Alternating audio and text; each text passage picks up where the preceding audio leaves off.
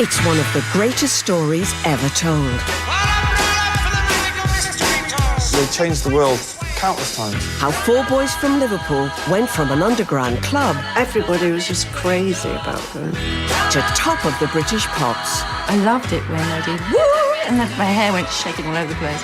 Before conquering the planet. The Beatles are the biggest thing that ever happened in pop music. In just 8 short years, the Beatles caused a revolution. They were magic for nearly a decade. With groundbreaking sounds. The Beatles did it their way. Trend-setting fashions. They were the kings of the 60s. And a fab sense of humour. And the rest of you could just rattle the jewellery. Over the next 2 hours, we'll celebrate the band that ripped up the rule book and made Britain cool around the world. They absolutely have to be the world's #1. But just what is the nation's favourite Beatles #1?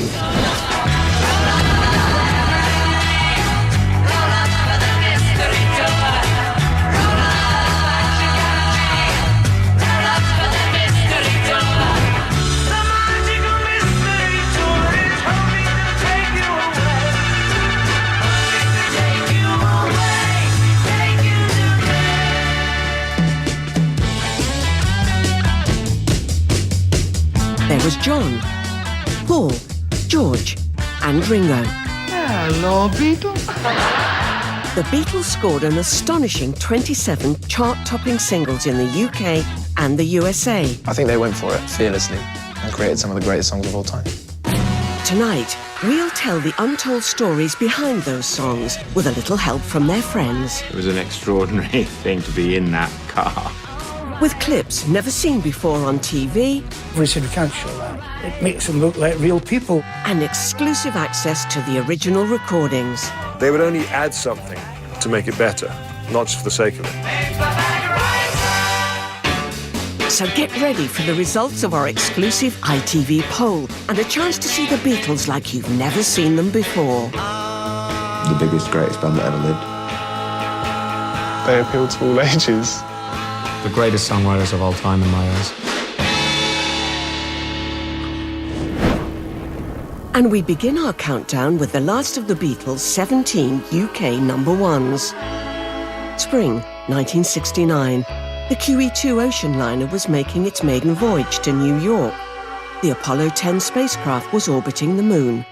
And John Lennon and his new wife Yoko Ono were on their own personal crusade for world peace. Ballad of John and Yoko was a specifically storytelling song, almost in the sort of mode of old folk songs, about someone's life and what they did.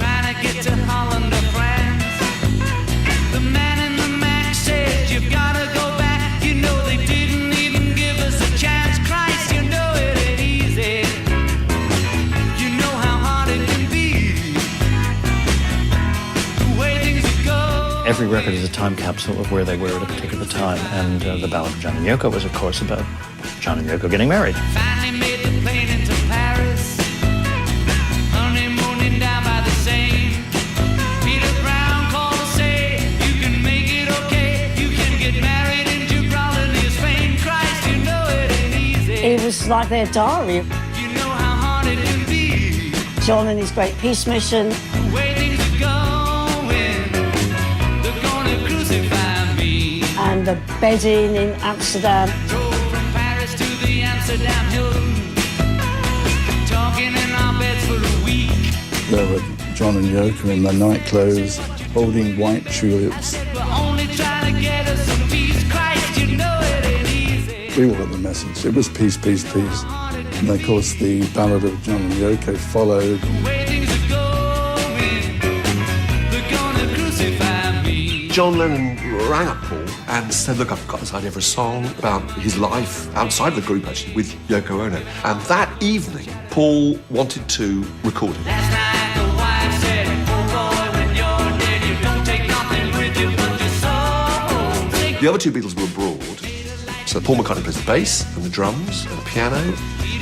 John Lennon played both the guitars and sang the main vocal. Newspaper said, she's gone to his head.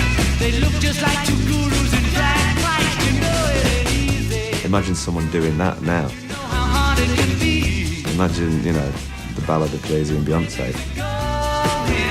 Brilliant. They're gonna crucify me. Day Tripper is a great song and a great riff. It was like the first riff I learnt on a guitar.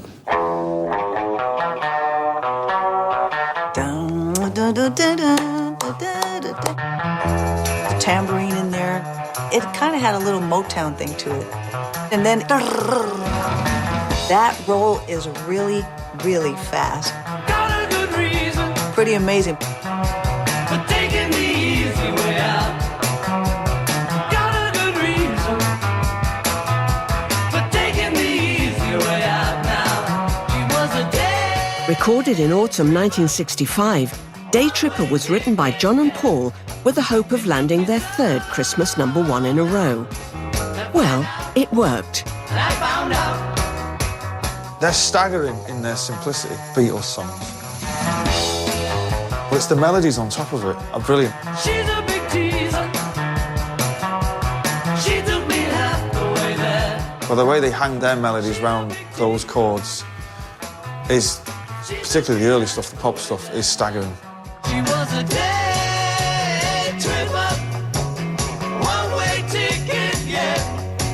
It took me so long to find out, and I found out. Day Tripper is a great song. I think it had a slightly different meaning as you got older, but at the time it made me think of just like you could sort of hop off school for the day, get the train in from Deptford into Charing Cross or something. But I think it might have referred to people sort of going on a trip for the day, probably without having to leave their own homes, by taking newfangled drugs, quite frankly.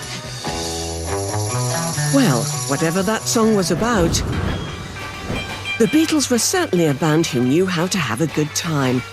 In fact, these four likely lads could unite the whole nation with laughter.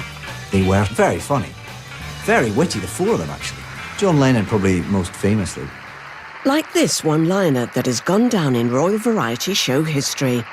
For our last number, I'd like to ask your help. Would the people in the cheaper seats clap your hands? And the rest of you, if you just rattle your jewellery. There's just something so infectious about seeing, particularly in those early days. It just looks like they're enjoying every moment. You got a word of advice for somebody who's starting out in show business? Do your best, you know. Ask crap. I think the humour was a very, very important part of their appeal. Right from the start, they were clever at their little wisecracks whenever they did press conferences and all that sort of stuff. You want to get a haircut at all? No. Nope, no. I had one yesterday. I did a television show with them, and I said, well, I'd like to have a go at this pop singer myself. The only thing is I'd have to change my name, you see. I'd have to have a name like Cliff or Rock, something earthy. Well, I don't know, eh? Cliff Dodd. Yeah, well, what about Sod? Sod. They were still able to be four Liverpool lads having a lark. Hello, Eric. Hello, mate. I remember you. You're the one with the short, fat, hairy legs. No, he's the one with the short, fat, early leg. We're the ones with the big, fat, hairy heads. Get out of that. Hey! What do you like being famous? Well, it's not like in your day, you know. What do you mean, not like in my day? Well, my dad used to tell me about you, you know. In the old days. I've only got a little dad, have you? Back to the music now. And at 25 in our chart, the song that showed the Beatles could turn even musical accidents into hits. They're in the studio, John Lennon just leans the guitar against the amp, and all of a sudden there's this really weird sound. And John goes, wow, what's that? And George Martin goes, feedback, John. And John goes, what, can we record that? Can we get that on a record? Baby's good to me, you know, she's happy as can be, you know, she's... And it wasn't just the music that was breaking new ground. I'm in love with her and I feel fine coincided with a moment when their world popularity was so huge they could no longer satisfy those markets by going out and playing concerts. So they had to make these pioneering videos. I'm in love with her and I feel fine. I'm so glad that she's my little girl. This early example was filmed in Twickenham Studios. And the job of shooting it went to a 25-year-old filmmaker from Glasgow. I actually was the first director to do promo video, but I didn't know it at the time. She's in love with me. My attitude was, let them do what they like. Ringo got on the bike, George singing into the punch ball. John actually suggested arrive putting a cigarette out, and somebody actually said, oh, we could pretend we've been to the lavatory. Their manager, Brian Epstein, said, stop it, be serious. He wanted to have them playing instruments and sing. Baby says she's mine, you know she tells me all the time, you know she says so. But Joe McGrath also filmed an alternative version. These pictures have never been seen on television until today, over 50 years later. The Beatles got hungry during that take, and they sent out for fish and chips. So they sat down in the studio and started eating these fish and chips out of newspapers and chatting. So I said, just roll the cameras in it and put a track over it. Because Brian was there, and at the end of it, he came over and said, you can't show that. Makes them look like real people, like the Rolling Stones. They never showed it. We're celebrating the most successful band in chart history, the four lads from Liverpool who unleashed teenage mayhem in the early 60s. The whole thing was astonishing. There'd never been that kind of hysteria. But what was it really like being there to see the Beatles? You couldn't hear anything. All you could hear was us screaming. I loved it when they did woo, and my hair went shaking all over the place. But it was just like the most amazing thing to actually be there and see them. Everybody wanted a piece of the Beatles. Some were lucky enough to get it. I started getting asked for bits of shirts, hair, fingernails. I do the line on fingernails. I'd stand in the corner while George was getting his hair cut, and then I would pick it up and put it in an envelope. And sometimes I would get them to sign the envelope to say, like, this is Paul McCartney's hair. In autumn 1963, a new word was invented to describe the phenomenon. I was credited for coining the phrase Beatlemania. Expression came right out the top of my head after going to one of the very early Beatle concerts. The Mirror night editor picked Beatlemania up out of my text and put it straight onto the front page. So Beatlemania was really born. The Beatles' first single, Love Me Do, had been a top 20 hit in the UK, and the follow-up, Please Please Me, topped some, but not all, of the then different singles charts. But with Beatlemania on the rise, it would be a case of third time lucky. From Me to You, I think it's an absolute breakthrough record. Had all the great trademarks of the Beatles, which were, at the time, bizarrely, harmonica, kind of nailed-on riff, and the combination John and Paul singing together. If there's anything that you want, if there's anything I can do, just call on me and I'll send it along with love from me to you. John's wonderful, harsh, kind of low tone, and that high McCartney harmony.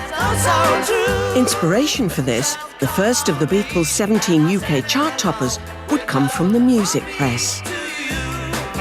They're on tour with Helen Shapiro. They're on the tour bus and they're reading New Musical Express. And there's the letters page with people right in. So they look at that and then Paul or John, go, wait a minute. And they start writing it on the bus. It's less than 2 minutes long. So much happens in it. And the other extraordinary thing is that it uses a series of chords that you don't normally get in pop music. They're slightly jazz chords.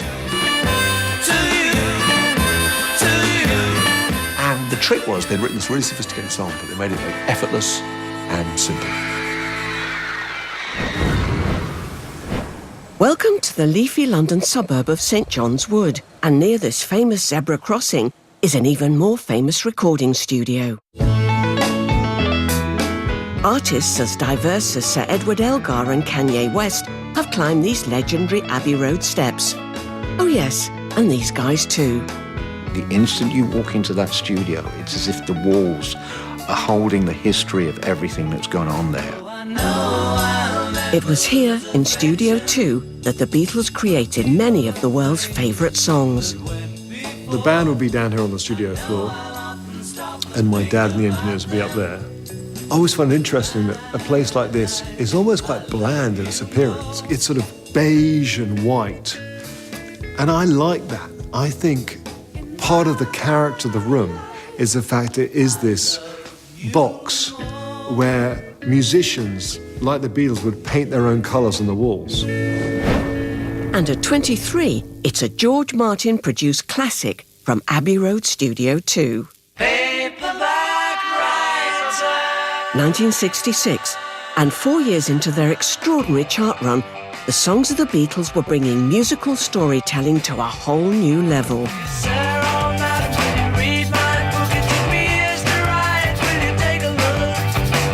Based on a novel by a man named Lear. I need a job, so I want to be a paperback writer. Their lyrics were amazing. Sophisticated lyrics.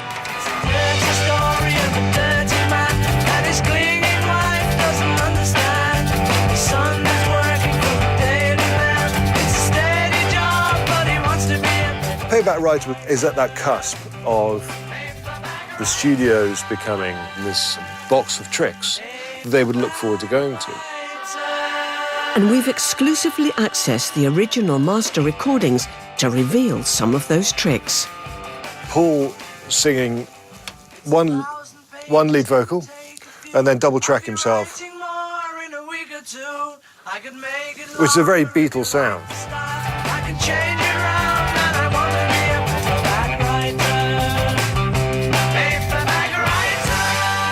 Fair Jacques obviously is a French traditional children's song. I think it's John and George adding extra harmonies while Paul's playing bass. Both Paul's Paperback Writer and John's B-side Rain were treated to lush-looking colour music videos, although their young American director found himself being asked some tricky questions. John Lennon asked me which song did I like best. And so I was thinking, well, how do I handle this in a kind of diplomatic way? And then I said, well, gee, I think they're both just so great. And John sort of turned away from me because he wanted me, I think, to come down on one side more than the other because he was looking for bare truth. And he didn't want any polishing of the apple, as it were. Our tour of famous Beatles landmarks continues in Savile Row, London, known for its tailors and for a remarkable event which took place one lunchtime in January 1969. Michael Lindsay Hogg was the director again, this time shooting the climax of the Beatles' final movie, and what would be the band's last ever public performance.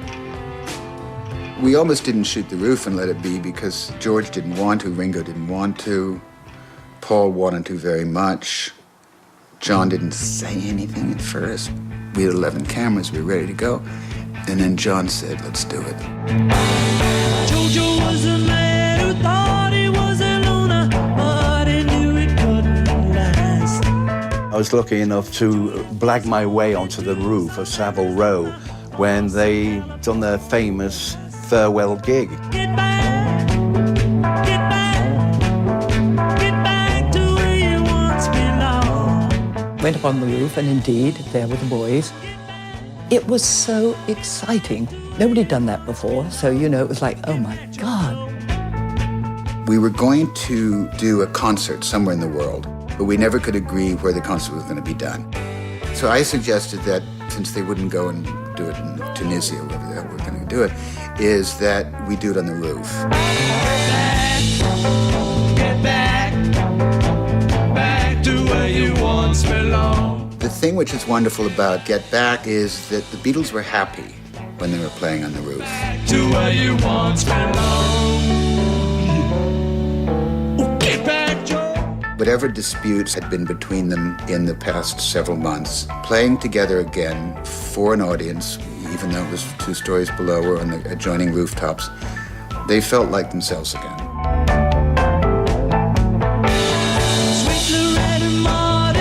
She was a woman, but she was another man. I remember Savile Row is a fairly posh street.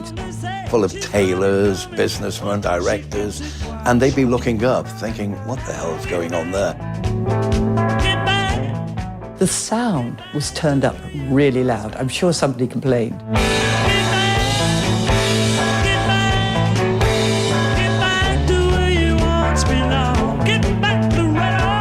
The police were so sweet. They were bobbies who were sort of thrilled to be up on the roof of the Beatles, except they had to close the show down. One of the policemen came in, climbed up on the roof. He said, "Mr. McCartney, could you tell me how long you'll be?" He got through, I think, half a dozen songs. They got a lot of good footage. The police actually did nothing. I think they enjoyed it. Oh, well, goodbye. Even giants like the Beatles had their heroes. And in 1968, Paul McCartney decided to pay a musical tribute to one of his. 50s rock and roll piano legend, Fats Domino. With John Lennon lending Paul a hand on the lyrics, Lady Madonna was a song that Fats Domino would go on to record himself. Lady Madonna, children at your feet, wonder how you manage to make ends meet. Lady Madonna, definitely one of my favourites. It's very beautifully written. I like little things in the writing like rhyming suitcase and bootlace. Friday night arrives without a suitcase. Sunday morning creeping like a nun. Monday's child has learned to tie his bootlace. See how they run. The Fab Four played a lot of instruments, but they couldn't play everything, and Lady Madonna needed a specialist. They hired Ronnie Scott to come and play tenor saxophone on it. He was one of the greatest musicians in this country. And the boys accompanied this jazz great with their own brass section. Kind of. It was John, Paul and George. Similar to the kind of sound that you get when you put paper over a cone. See how they run. Quite funny. Lady Madonna lying on the bed. Lady Madonna has a particularly strong resonance with me because piano records weren't in the charts then. And suddenly this record came out that not only had a piano on it, but was like just what I wanted to play like. Paul McCartney is a brilliant piano player. Tuesday afternoon is never ending. But why in the promo video that came with the song is it John, not Paul, playing piano? The reason for that is, the day they were meant to record that video, John Lennon arrived at the studio with a song called Hey Bulldog, and they got the instruments up and they started rehearsing the song and decided to record it then and there. When the film crew arrived, they were just told to film whatever they could, and they're actually filming the Beatles performing Hey Bulldog.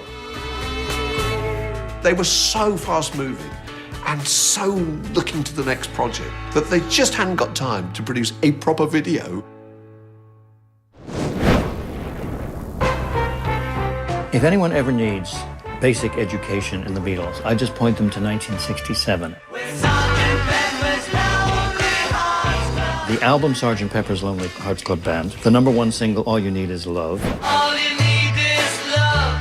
the double-sided single Penny Lane, Strawberry Fields Forever, Let me take you down, 'cause I'm going to Strawberry Fields. the EP Magical Mystery Tour, I am the Eggman. They are the Eggmen. I am the Walrus. Cuckoo-cuckoo. and the Christmas #1 Hello Goodbye. You say yes, I say, For most artists, that would be a career. For the Beatles, it was 1 year. I say go, go, go. Oh no, you say goodbye and I say hello. People forget that Hello Goodbye was #1 for 7 weeks and one of their biggest records because they'd had such a huge year that people were still digesting Sgt. Pepper. So it was easy to not devote your full attention to Hello Goodbye, but it's a great pop record. I say hi, you say. But while 1967 was a stellar year, even by the Beatles' high standards, it also brought tragic news of the man who discovered and managed them since 1962. Brian Epstein died. And Paul seemed to be trying to be the one to hold them together. And when I look back on it, I can almost think of Paul in that position where the others are not being negative, and not in a bad way, but certainly their feelings were quite, I should imagine, confused. And he's trying to stay positive. When they're saying goodbye, he's going, no, it's hello. Hello, goodbye still sounds great. And it stops. And then starts again. All radio station owners are afraid that their listeners are going to stare at their radios and think either transmission has stopped or their sets are broken. So very rarely do they want to hear a record stop. But Hello, Goodbye got away with it. Next in our search for the nation's favourite Beatles #1, it's a classic written but not sung by Paul, and one that would inspire an animated Beatles movie. It's Full Speed Ahead at number 19 in our poll. In the town where I was born lived a man who sailed to sea, and he told us of his life in the land of submarines. I like Yellow Submarine. So we sailed up, You know, it's a different thing. It's a different feel. till we found the sea of green, and we lived. It was ideal for Ringo, and I think so much of it, the appeal of it, is the way Ringo delivered it. We all live in a yellow submarine, yellow submarine. Ringo Starr was born Richard Starkey, the eldest of the Beatles and the last to join, in summer 1962, just months before their first hit. Yellow submarine, and our friend. It became tradition that Ringo sang one song on each album, and Yellow Submarine was written with him specially in mind. Now, you could give it to John or Paul with a magnificent voice. It wouldn't be right. It has to be that every man's voice, which is Ringo. We all live in a yellow submarine. Yellow Submarine also played to the strengths of their genius producer, George Martin. My father did lots of comedy records with Peter Sellers and Spike Milligan. And the Beatles loved this. They loved comedy. So when it comes to something like Yellow Submarine, the creation of sound effects of the sounds of a submarine would appeal to them all, whether we have voices through megaphones, chains pulled across the floor. It's fun. And there's more fabness just around the corner. Anyone care to guess the next stop on our magical mystery tour?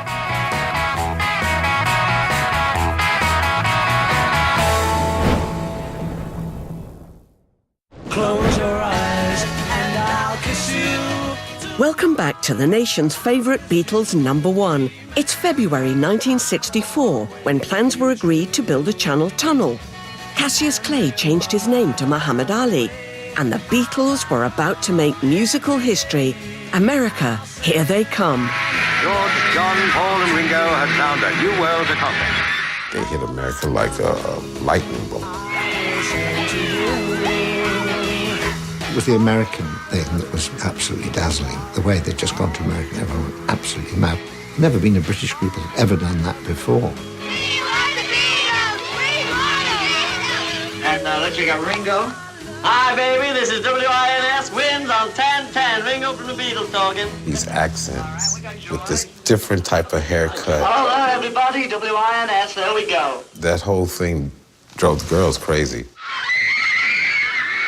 I want to kiss one of them. I love them. Wherever the Beatles went on this first US trip, future legends of documentary making, the Maysles brothers, were filming the madness as it unfurled. Tomorrow night at 7, the Beatles read their own poetry on a documentary, Meet the Beatles. Oh, all over the world. oh, really? One full hour with I the don't Beatles. understand this. Tomorrow night from 7 to 8, here it wins. Don't. We ain't written no Looking for a poetry. filter cigarette. And part of the team at the heart of the action was a young English TV producer. It was an amazing moment. We went in a limousine to the Ed Sullivan Theatre. How are we going to get in then? Girls were all lined up outside, kids hitting the windows and so on. It was an extraordinary thing to be in that Timing also played its part, because the Beatles first arrived in America just months after a tragic event had shocked the country to its core. President Kennedy had been killed. America was like a great wounded beast. And the Beatles came and gave America what they didn't think they were going to see anymore, which was kind of joy again. Along came these young guys who looked different, sounded different, full of energy, hope, optimism. Well, of course we took to them.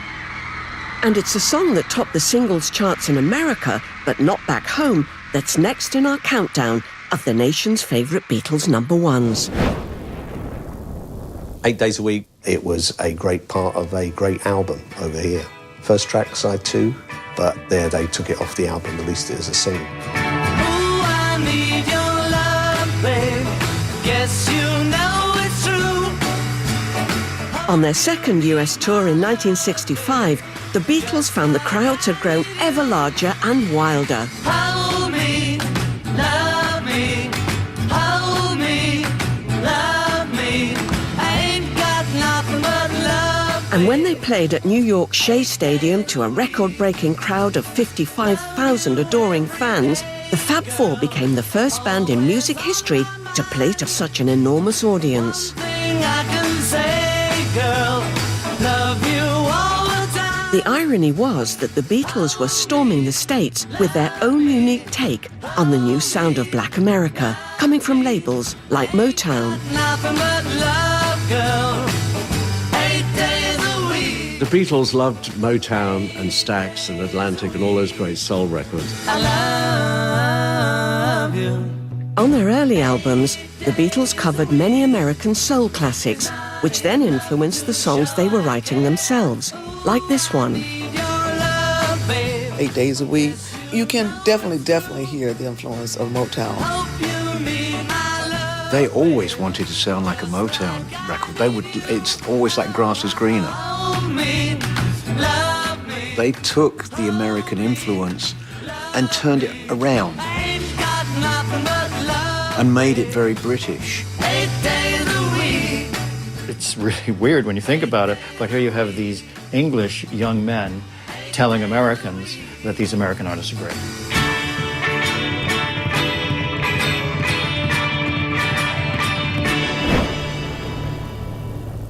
All the songs say Lennon and McCartney, but they're usually a John song or a Paul song, but sometimes they do really work together on one. Try to see it my way. Do I have to keep on talking till And that was true about We Can Work It Out. while you see it your way? Run the risk of knowing that I love the song, but I almost love it more because of that perfect example of them as a dream team. we can work it out. Think of what you're saying. You can get it wrong and still Paul is very optimistic, you know, we can work it out, think of what I'm saying. it's all going to be all right. We can work it out and get it straight or say goodnight. And then you get John Lennon coming in the middle, who's like a bit more pessimistic. Life is very short and there's no time. Now, when I see that video now, and you're close on John, and he's singing the line, your life is very short. It's no longer just a statement that a pop star is making. It's a statement that's actually happened to him. But thanks to the magic of television, you can still see him looking young in the prime of John Lennon. Try to see it my way. Only time will tell if I am right or I am wrong. We Can Work It Out was yet more proof of the musical genius of the Beatles, a band always bringing new sounds to pop. This time, the novelty was John playing the harmonium, a kind of portable church organ, more associated at the time with early Coronation Street battle axe Ina Sharples. And when the Beatles made a TV special at Granada, where Corrie was filmed, the two worlds collided, with John playing Ina's actual harmonium. So I will ask you once again. They were lads that watched television and they loved Coronation Street. Been on for 5 years by that time. He was delighted to do that, and it was a very good publicity point for us. We might fall apart before too long. We can work it out. It's one of my definite favorites. It's the purest of pop, you know. The Beatles were a band whose looks were as revolutionary as their sounds.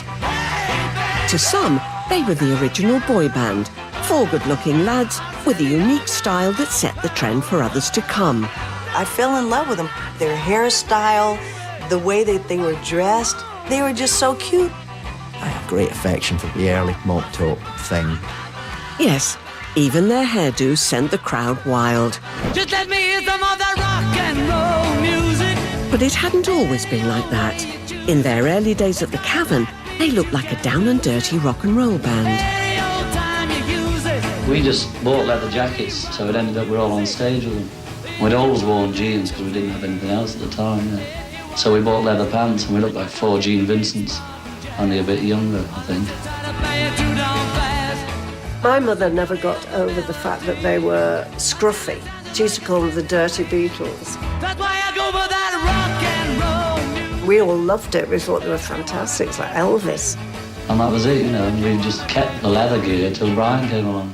'Cause baby, it's you. But then manager Brian Epstein ditched the leather Baby, it's you. and put his new band into smart suits. What I love now is that people thought they were so kind of scruffy. And they look so sharp by today's standards. My parents said, looked absolutely ridiculous, and that's what made it so marvellous, because the parents didn't like them. Unlike other bands before them, the Beatles didn't settle on one look. As their music evolved, so did their style. Beyonce will have, 44 stylists and hairdressers, stuff. They didn't have anything. And they chose their own clothes, and they just sort of turned up in what they were turning up in,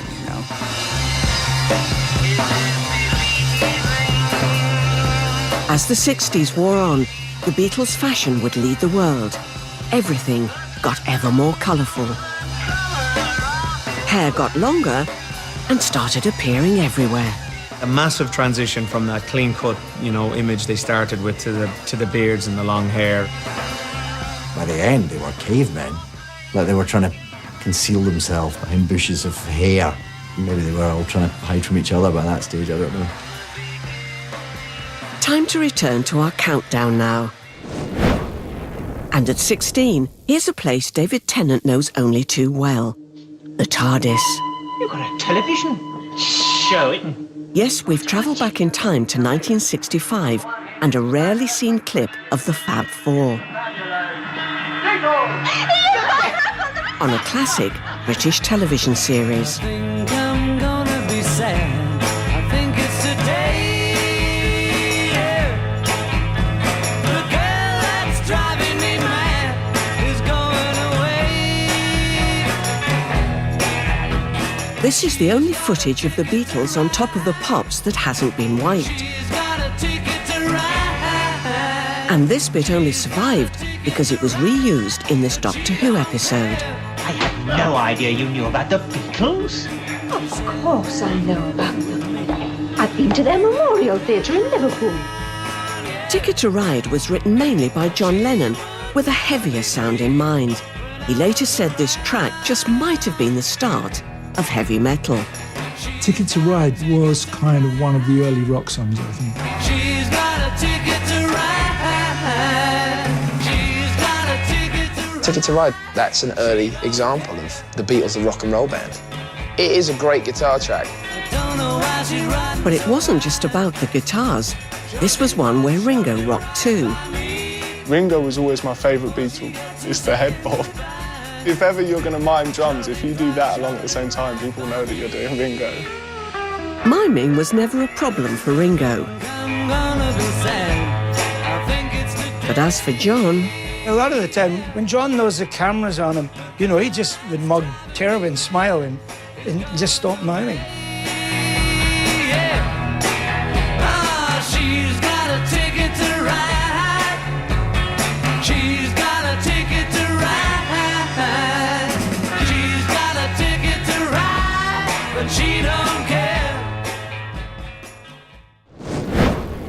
At number 15, an autobiographical chart topper from John Lennon. It's full on when you're in a band under the microscope. And Lennon had a moment, and that was Help. 1, 2, 3, 4.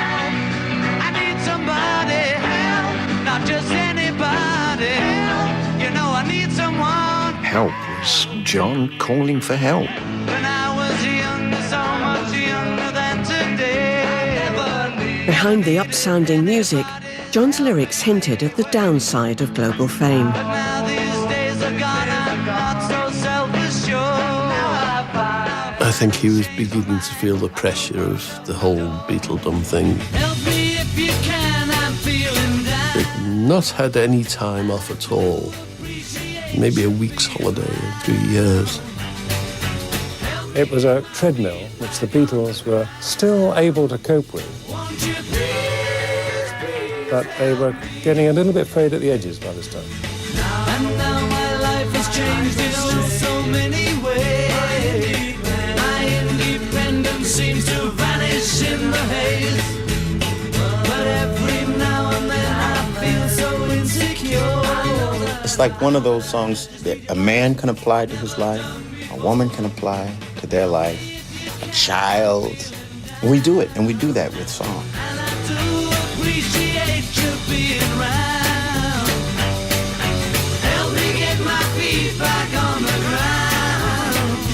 Won't you please, please help me? Help was the title track of the band's second film. I was younger, so much younger than today. And at that time, the movie Help and everything, it seemed to me that they owned the world.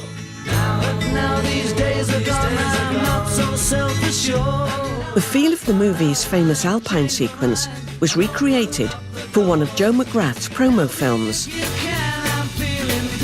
but on a much smaller budget. The link was just that bit of paper snow. Bit of paper snow and Ringo with an umbrella. A lot of paper was swallowed.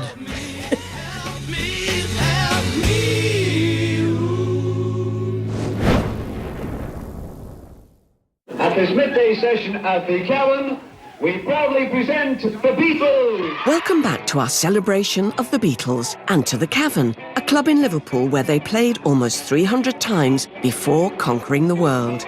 The Cavern Club was a unique place. There was something magical there. First time you ever come down the Cavern, you just never forget it. And then I saw the Beatles, and I just thought, wow.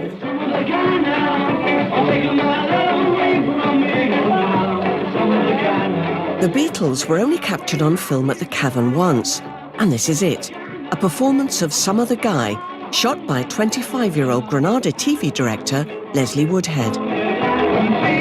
There was a sense that there was something extraordinary going on in Liverpool with all of these kids playing rock and roll. And I was absolutely blown away by what was going on there, which was the Beatles in full throat doing their thing. Such overwhelming energy. I could feel it coming up through the soles of my feet and into my stomach. There was something really special going on there. Just 6 weeks after this performance was filmed one August lunchtime in 1962, the rest of the country would get its first taste of the excitement when, in the same week as the first Bond film, Dr. No, the Beatles' debut single was released. And it's the song that's been voted number 14 in our exclusive countdown. Love Me Do was just like the opening of the doors for the Beatles. It's like signifies when everything changed. Love, love me do. You know I love you. I'll always be true. I bought it straight away. I didn't have a record player, but I just wanted it in the charts.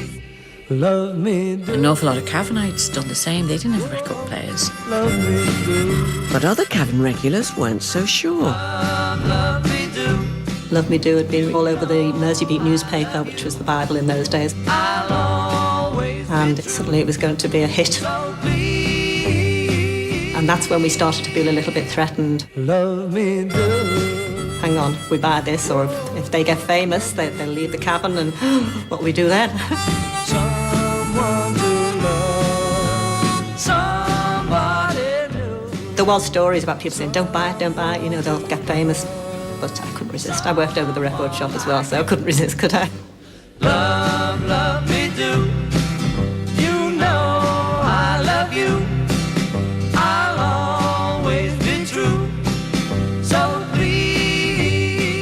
Love Me Do stalled at a modest number 17 in the UK charts in late 1962, but that was only the beginning of the song's chart success. It wasn't a #1 in Britain.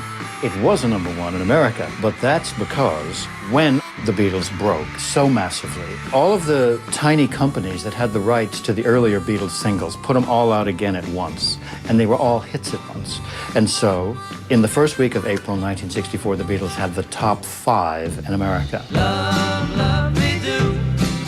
You know I love you. And they then had another #1 creep in, which was Love Me Do. So please, love me do. The Americans didn't know it was out of sequence, but they were eager to buy anything by the Beatles, so it was taken to #1.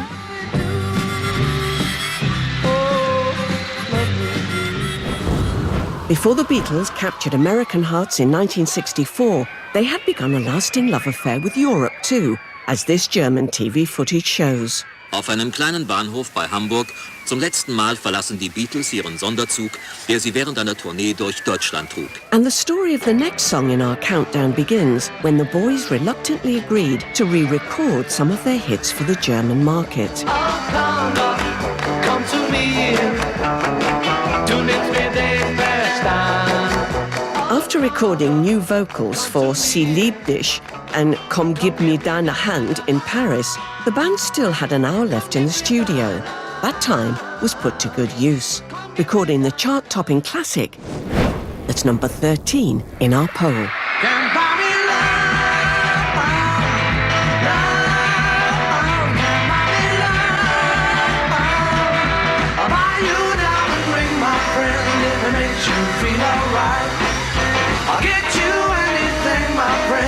Makes you feel alright.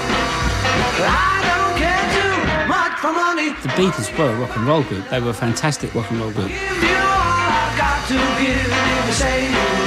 But they invented their own version of it, and it was like an incredible version of it. When I heard those records, I sort of just got that excitement. I don't care too much for money. Money can't buy me love. Can't Buy Me Love was so different from everything that went before. You thought, wow. You knew it was the same band because you recognised Paul's voice. That was the astonishing thing. Every single was different. Say you don't need no diamond ring, and I'll be satisfied. Tell me that you want the kind of thing the money just can't buy. I don't care too much for money. Money can't buy me love. Ken Scott was the engineer on many Beatles hits and would go on to work with stars like David Bowie as a producer. But in 1964, he was a starstruck junior employee at EMI Records. I first started at Abbey Road when I was 16. I was a huge Beatles fan. Within a couple of weeks, I had in my hand this box. I happened to notice that the name at the top was the Beatles, and I saw 2 of their songs, but the titles were in German. And then there was another one I'd never heard of called Can't Buy Me Love. I don't care too much for money. Money can't buy me love. I had the tape in my hands before anyone had ever heard it. It was amazing.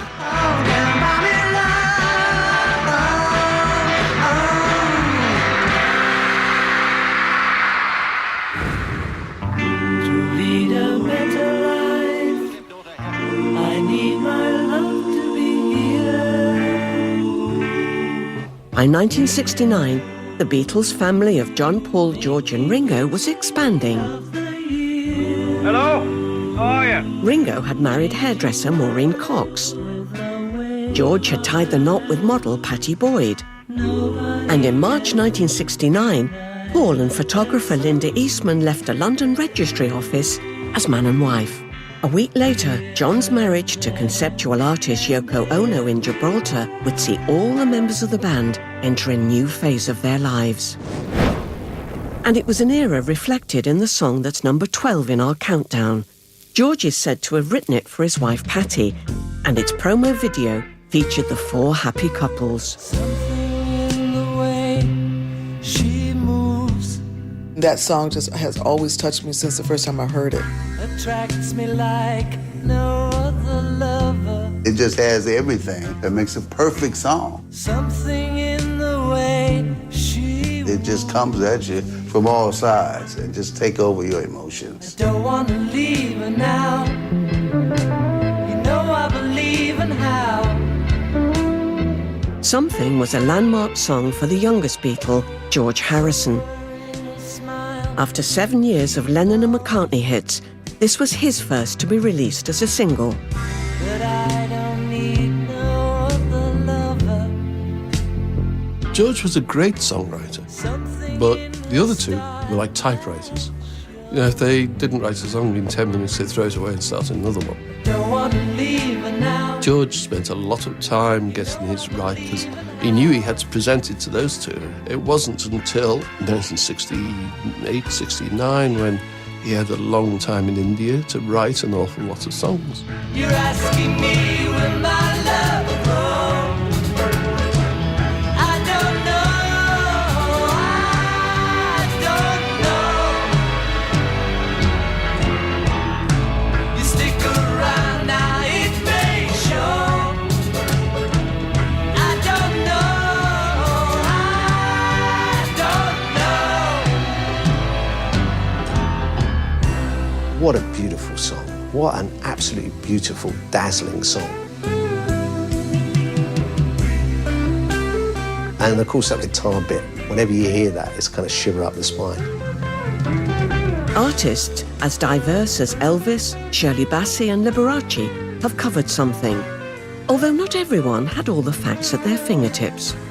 It's just funny when Frank Sinatra used to perform it, he used to say this is one of Lennon and McCartney's greatest songs. Something was released as part of a double A-side. And next in our countdown, the song that was on the other side. It's the bass line, man. It's just pumps. Come Together, for me personally, stands out. There's so little going on, but so much sound. The feel of the music, the groove, it sounds so contemporary when it opens. Here come old flat top, he come grooving up slowly. Got juju eyeball. The words that come together is great. What a great poem, like a modern, it's like a beat poem.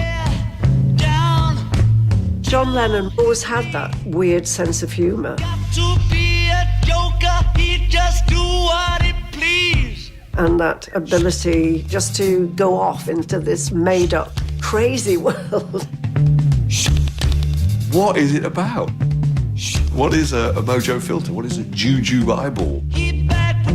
What is a walrus gumboot? Walrus gumboot, he got What is a spinal cracker? he want. Spinal cracker, he got feet down below. I like this. You've no idea really what the song's about. Hold you in his armchair, you can feel his disease. Come together right now over me. And the other extraordinary thing about it, which I only discovered recently actually, is it's a live recording. They had several takes of it, but what you hear is the four of them playing absolutely live in one take in the studio. Phenomenal musicianship. Come Together is a great song. It was just so different. You never could figure out where the Beatles were gonna go.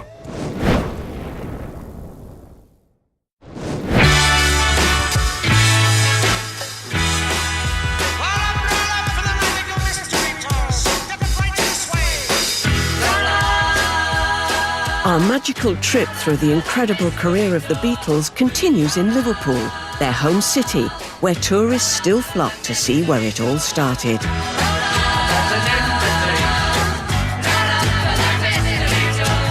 OK, guys, step right this way. And among the main attractions, the homes where the four boys grew up.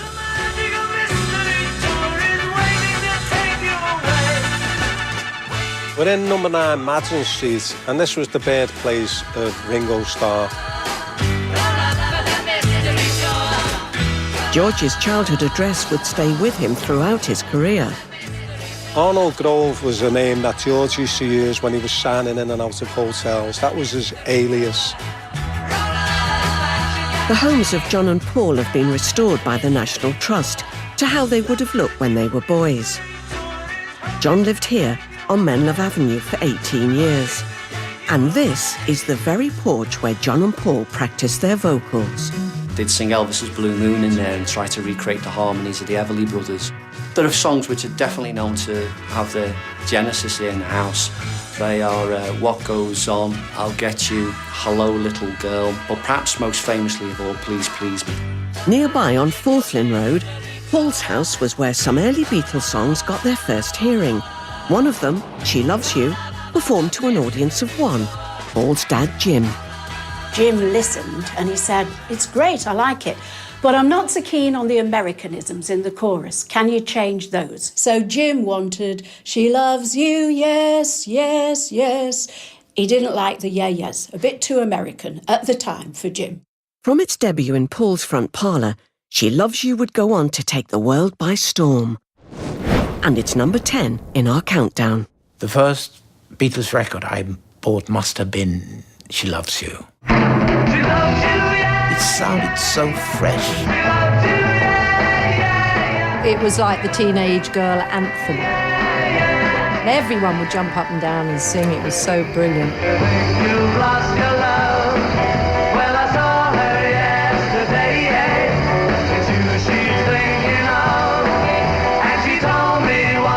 Great idea for a song, isn't it? Talking to somebody and saying, no, no, no, no, no, you're all right. She loves you. That can't be bad. They changed my world in so many ways because suddenly it was a group and they sang their own songs. And that was a revolution. Because it made so many like me think, maybe I could too. Maybe I should. The other thing about it was that it brought George Harrison, very significant, to the front line.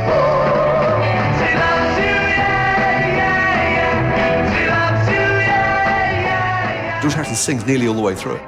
And that became part of their signature. The fact that they could sing 3-part harmonies. It's up to you. I think it's only fair. Pride couldn't hurt you too.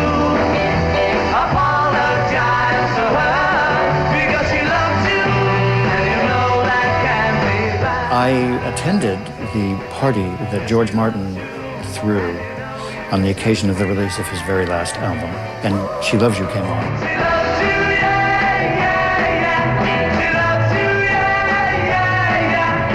I noticed there was a fellow dancing up and down in the corner, and I looked a little bit closer, and it was Ringo Starr. When it was over, he said, "Great record." Well, who can disagree? You know you should be glad.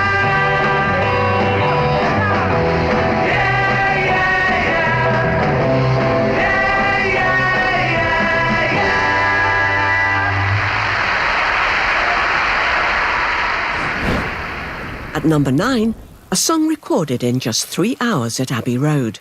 The next song we'd like to sing.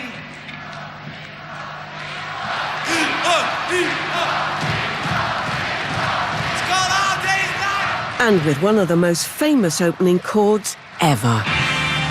Guitarists around the world have tried to work out what chord that is.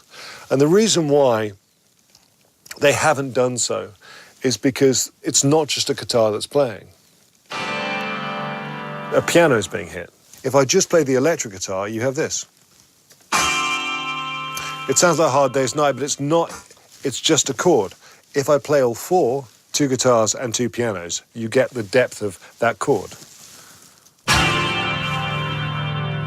It's been a hard day's night, and I've been working like a dog. It's been a hard day's night. John Lennon wrote A Hard Day's Night with a little help from one of his friends. It was one of Ringo's little funny sayings. He just said, "It's been a hard day's night." John looked at him and said, "That's it. That's the title we want." Ringo's saying also gave us the title of the Fab Four's first film, nominated for 2 Oscars and setting records in the first week of its release in Britain. You know I thought they were very funny in the film. I thought they were naturals. And they found an identity in the film which was very real. It was sort of like, yeah, they were the boys I knew. That's fantastic.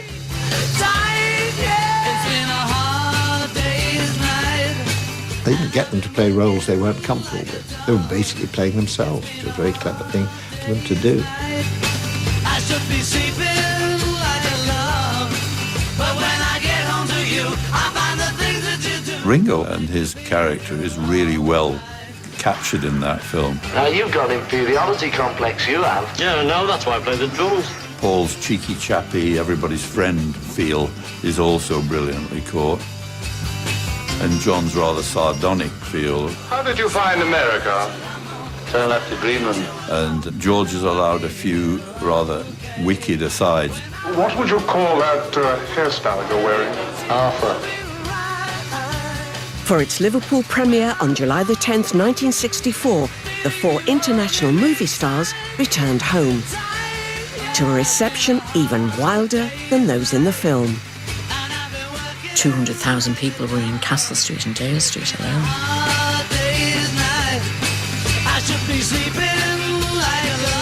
When they opened the doors to go out onto the balcony, the noise was horrendous. And here they are. Just listen to those screams when the police are having a pretty tough time. It's certainly one of their hardest days, nights. Looking out and just seeing the whole street just full. That's when I realised they were famous. At number 8, the last of the Beatles' amazing run of chart toppers, an undoubted classic, but one which splits opinion to this day. In April 1970, the same journalist who'd been following their progress since the days of Beatlemania broke the news that the greatest band in history had decided to go their separate ways. From a journalist's point of view, it was a great scoop, but it was kind of sad in many, many ways because we'd travelled the road a long time, and as Paul wrote, it was the end of the long and winding road. We'd reached it, and I knew we'd reached it. The long and winding road that leads to your door. The Long and Winding Road is the most outstanding record. Will never disappear. The melody, the voice, haunting vocal, magic. I've seen that road before. But by the time it gave the Beatles their 20th US #1 in June 1970, the band were no longer together. And even this song was cause for dispute. The Long and Winding Road is a very strange story. First of all, the artist had no idea that it was going to sound like what it sounded like, because Phil Spector got it. Its writer Paul McCartney had no idea that maverick producer Spector had been brought in. His task? To tidy up the unfinished tracks that George Martin had originally recorded for what would become the Let It Be album. And this was how it sounded when Phil Spector first got hold of the song. Leave me standing here. Let me know. Long and Winding Road sounds better with a piano and very little else. Many times I've been alone, and many times I've cried. Because it's a real personal song. Anyway, you've always known the many ways I've tried. But still, So to put all that Spector rubbish on it was wrong. to the long, winding road. Paul rang me up one day and said, they've taken it to America and they've given it to Phil Spector. And they've put heavenly choirs and all sorts of soupy strings on it, on my songs. He was furious. A long, long time ago. I got a call, could you come and do an arrangement for this song, The Long and Winding Road?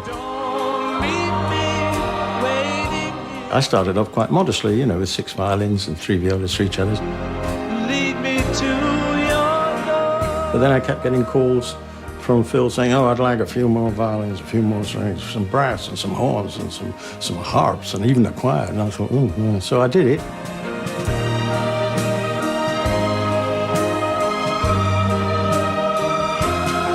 And then the final snap was that EMI said, well, we wouldn't have your name, my name, on the album, because Phil Spector had now produced it. And I said, let's have a compromise. Why don't you say, produced by George Martin, overproduced by Phil Spector? But they didn't go with that. You left me waiting here a long, long time ago. Don't leave me standing here. Lead me to your door.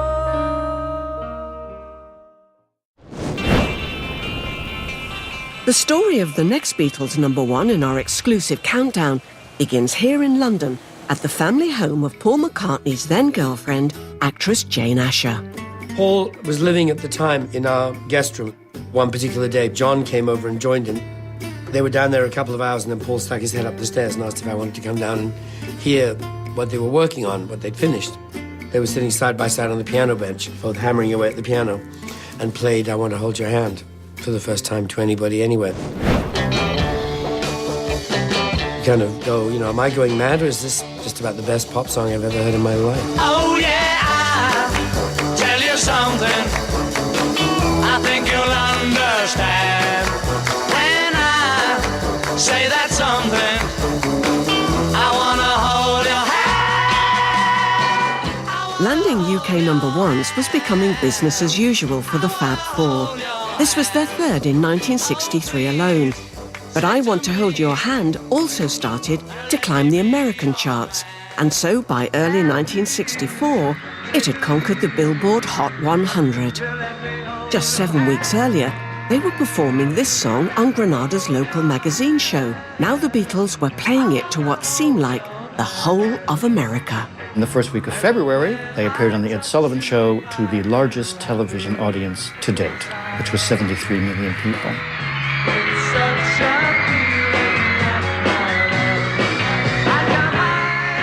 I did see the Beatles play the Ed Sullivan Show, and it was amazing. I fell in love with them. We were all saying, who liked who? I like Paul, I like John, I like George. I like Ringo.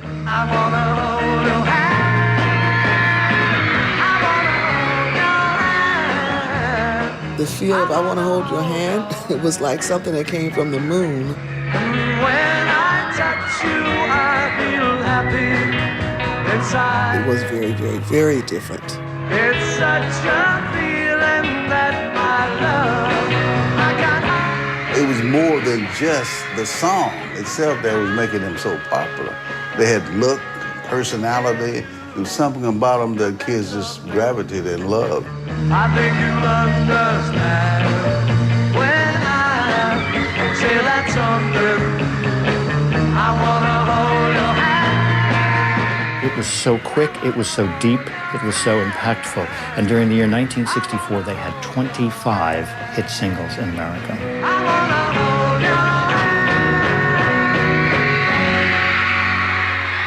Next, we're moving on 3 years to 1967 and the great Beatles album that got away. Let me take you down, 'cause I'm going to Strawberry Field. The Beatles decided to make a concept album Nothing is real. about their life and the early days in Liverpool.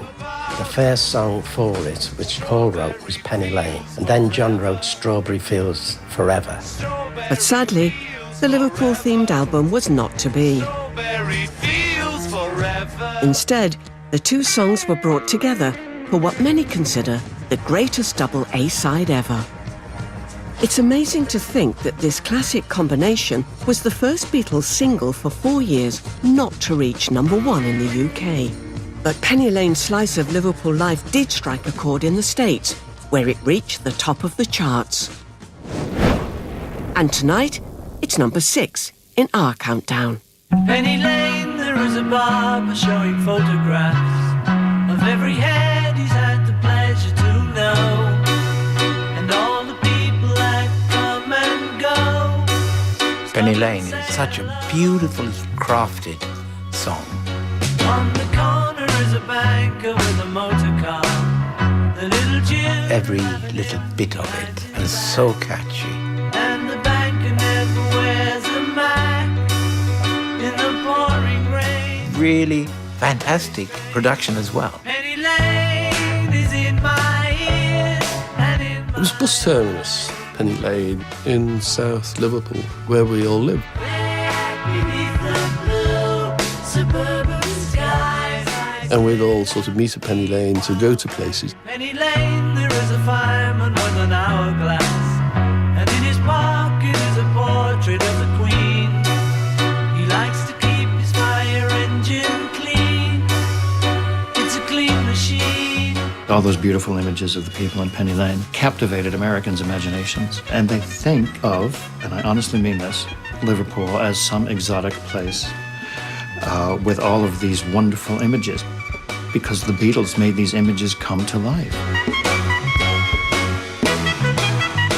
Penny Lane is in my ears and in my 50 years on, tourists still flock to see the places mentioned in the song.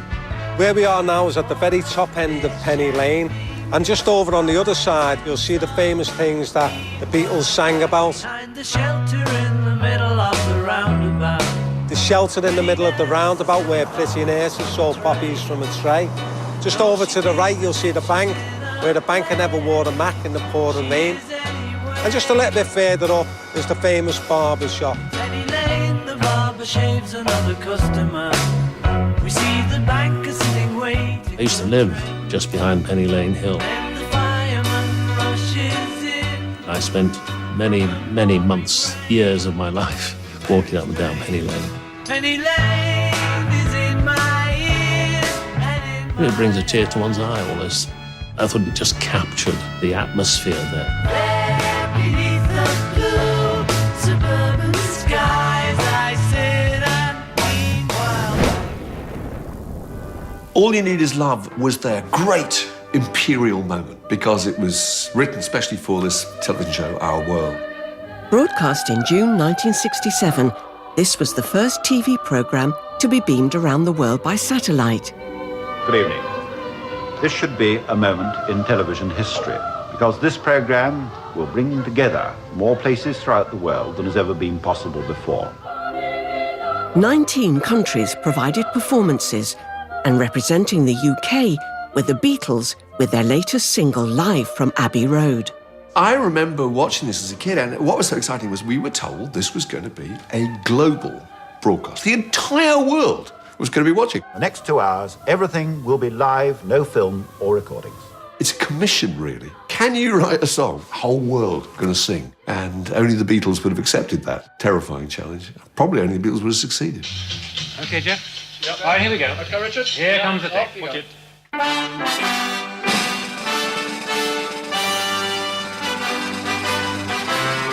I felt really nervous on the Beatles' behalf. You know, I remember watching it live and thinking, what do they feel? The whole world's watching. And eventually the camera alights on John Lennon, who, if I remember rightly, had his hands on his headphones and his eyes shut and was completely self-possessed. Nothing you can do that can't be done. Nothing you can sing that can't be sung. And was chewing gum. Nothing you can say, but you can learn how to play the game. It's easy. And I can remember thinking, this is how cool are the Beatles. Nothing you can make that can't be made. No one you can save that can't be saved. Nothing The broadcast came just as the summer of love was in full swing, easy. with a song that summed up an era of optimism. All you need is love. Love used to be talked about a lot in the 1960s. There should be a better way of living than everybody just cooperating with each other. All you need is love. And the Beatles are very influenced by that. Love is all you need. In the build-up to this moment of history, fellow Cavan graduates, the Merseybeats, were allowed a rare glimpse of the Beatles at work in the studio as the song came together. They'd done the backing track, love, love, love, love, love, love, love, love, love. That's all they had. And they said to us, what do you think? And what did you say? Well, I like the words. But then Paul kept popping his head outside and said, "John, have you written any lyrics to this song yet?" And John said, "We've got 2 days. It doesn't go out live till Friday." Nothing you can know that isn't known. Nothing you can see that isn't shown. There's no way you can be that isn't where you're meant to be. Here's this ultimate sing-along song. It was uplifting and it meant something and it really worked. I just felt so incredibly proud that this wonderful band were performing a breathtaking song and representing our country. I thought, I bet all the other countries in the world are probably a little bit jealous, actually. All you need is love. All together. All you need is love. Everyone. At number 4, it's the McCartney classic from the Revolver album that topped the singles charts in 1966 as a double A-side with Yellow Submarine.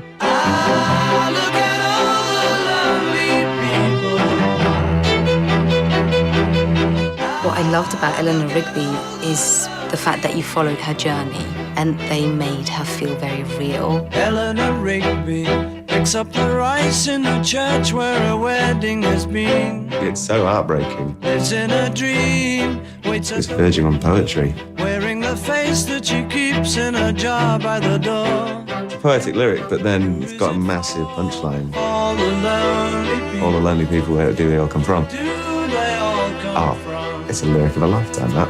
All the lonely people. Eleanor Rigby is very unusual. It's the first time that the Beatles didn't play any instruments on their records. Father Mackenzie, writing the words of a sermon that no one will hear. What they did is they recorded a double string quartet. And my dad talked to Paul about it and listened to Bernard Herrmann. Now, Bernard Herrmann was a famous film composer who is famous for Psycho. As the woman is attacked in the shower, there's All the lonely people. there's an incredibly aggressive sound. And it's almost like a 24-year-old Liverpudlian saying, I want a string quartet to sound like this, and using my dad as a translator for that. Paul has said that the name Eleanor Rigby came from combining the names of actress Eleanor Bron with a Bristol wine shop. But intriguingly, a stone's throw from where John and Paul first met in 1957, this gravestone can be found. Died in the church and was buried. The majority of fans love the idea that there is a true Eleanor Rigby, so they're not that particularly bothered if Paul says it's to do with the actress Eleanor Bron. They still want to come and see this grave in St. Peter's Church. It's strange to have a number one that is only string quartet and vocal. And it's just the thought of being able to come into studios, tear out the rule book, break the mold, and then move on to something else was just very Beatles.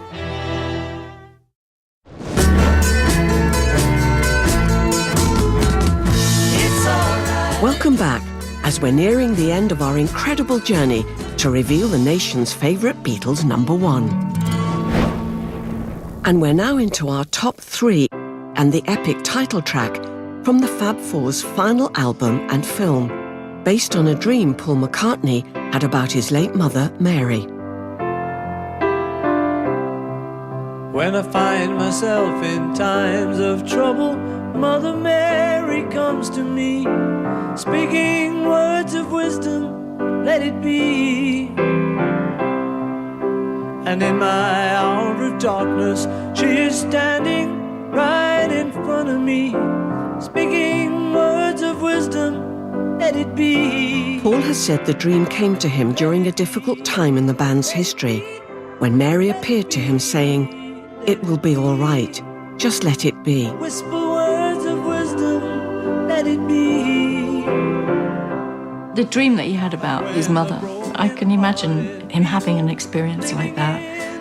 It's quite mystical, isn't it? There will be an answer, let it be.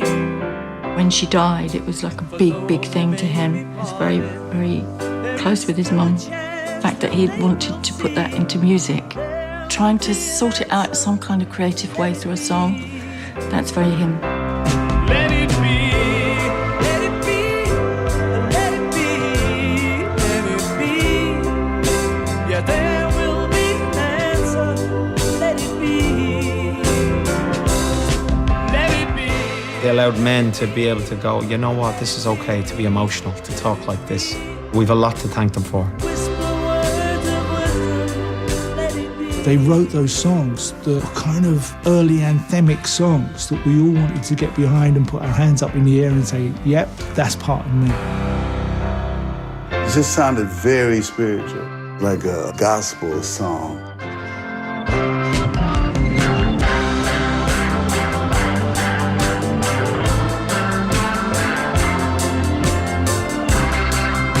It's very kind of stripped back, simple way of delivering that message. It says all it needs to say, and there's just no need for elaboration. It pretty much sums up how to deal with any situation when you're really struggling.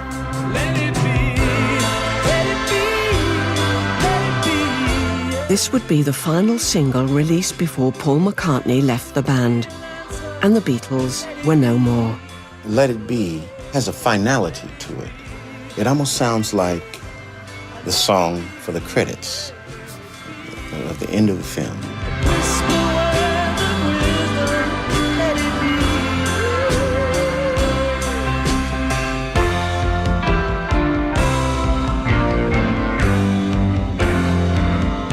We're now just one Beatles classic away from the end of our countdown. And at number 2, the most recorded song in pop history. 3,000 cover versions so far and counting. Yesterday, all my troubles seem so far away. Now it looks as though they're here to stay. Oh, I believe. Yesterday's one of those songs where you could have taken it a number of ways. Suddenly, ultimately had to be stripped back. not half the man. I had to just sing to you, like, like a lullaby. There's a shadow hanging over me. Oh, yesterday came suddenly. Why she had to go, I don't know. She wouldn't say. I said something wrong, now I long for yesterday. It's got a very identifiable sentiment. Yesterday, love was such an easy game to play. Now I need a place to We're all slightly yearning for what's gone by. Oh, I believe in It's a beautiful song and it connects with people. why she had to go, I don't know. She wouldn't say. Just like Let It Be, this was another song that came to Paul in a dream. And another song born at the family home of Paul's girlfriend, Jane Asher. He woke up with the song in his head, finished, the melody. He assumed it was a pre-existing song. Now I need a place to hide away. My mum remembered him wandering down to breakfast, as it were, saying, "What is this song that I've got stuck in my head?" She said, "It's very nice, but I've never heard it before." And it eventually dawned on him that he'd written it in his sleep. Yesterday's a really special song. Just can't imagine a world where the song doesn't exist. Thank you, Ringo. That was wonderful. Thank you, John. But the time for joking's over as we reach the end of our journey through the extraordinary career of the Fab Four. It's finally time to reveal the song ITV viewers have voted as the greatest Beatles #1 ever. Tonight, we've enjoyed songs that summed up the 60s, songs of pure genius, songs that changed the world, and at #1, it's an anthem that's moved millions of us since 1968, a 7-minute epic, written by Paul for John's son Julian. Prepare to sing along with the nation's favourite Beatles, #1.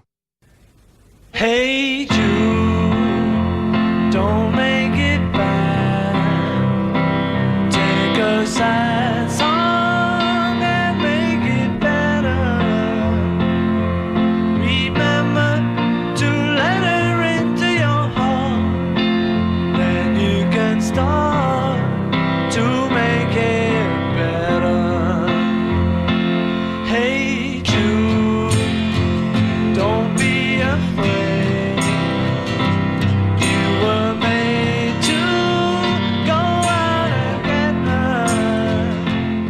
John Lennon loved that song because it was written for Julian. It was Paul's way of saying, I know your parents have divorced, but things are going to be okay. What a present to give to someone. And it was a beautiful gift in our lifetime for us. And anytime you feel the pain, hey Jude, refrain. Don't carry the world upon your shoulder. The song has open arms in the way that it's saying, don't worry. You know? You want to sing it with each other and to each other, whoever you're with.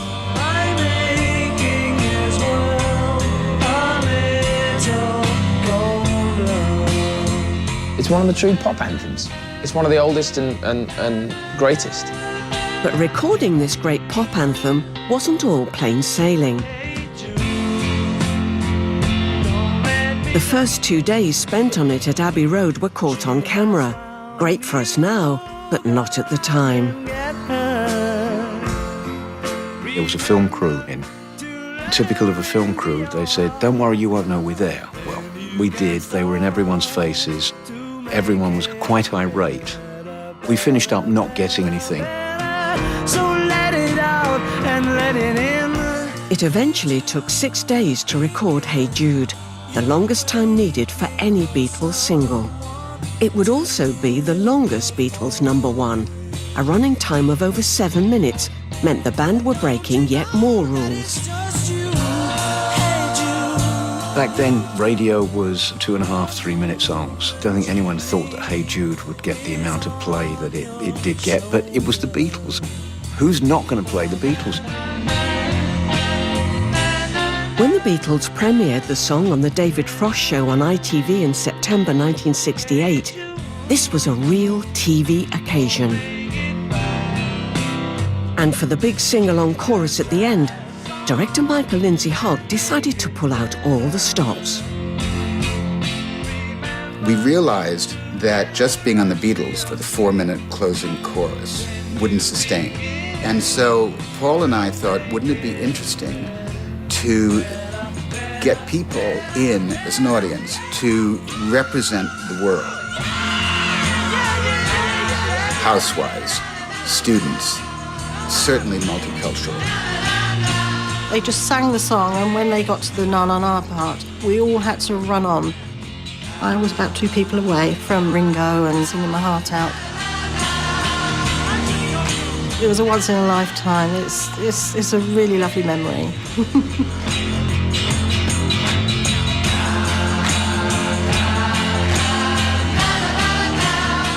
Nothing beats the end. When it's the big sing-along, hands in the air. And at that point as well, if you've got a room full of people, it doesn't matter if they can sing or not. If they want to shout along, that works. If you don't join in on Hey Jude, there's something wrong with you. I love it. That never-ending na na na na. The legacy is their music. Those songs that we all join hands and sing along to at the end of a night. God bless the Beatles. It's now over 50 years since the Beatles first came, saw, and conquered the world. Today, sadly, it's a world without John, a world without George. But the legacy of the greatest band in history remains as strong as ever.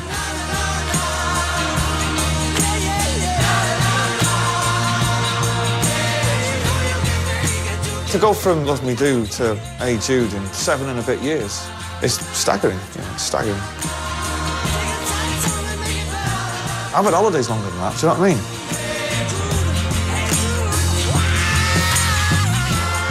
The Beatles are the Shakespeare of popular music. There's a quality and there's a longevity to what they did that will outlast all of them and all of us. Their songs will go on and on and on. Like the music of Mozart, it will stand the test of time because it's so unique.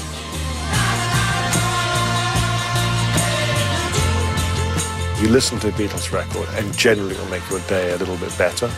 They've given the world a huge amount of enjoyment, and it's as simple as that.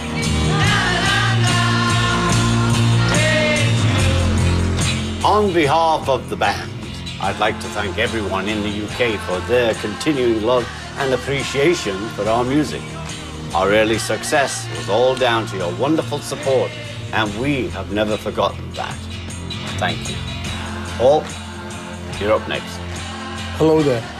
This has been a great program, and I'm very happy to be part of it. I can't believe that after all these years, people are still listening to the Beatles, still playing the music, and I send my best. Have a great one.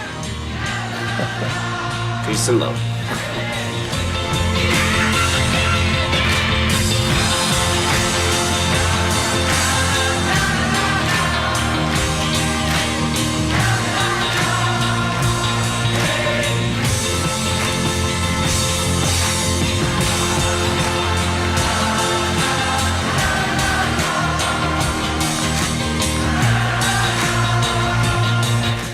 The X Factor results are an 8 with a special performance from One Direction. And Bush Tucker is back on the menu. See our campmates hit the Aussie Outback for the first time at 9.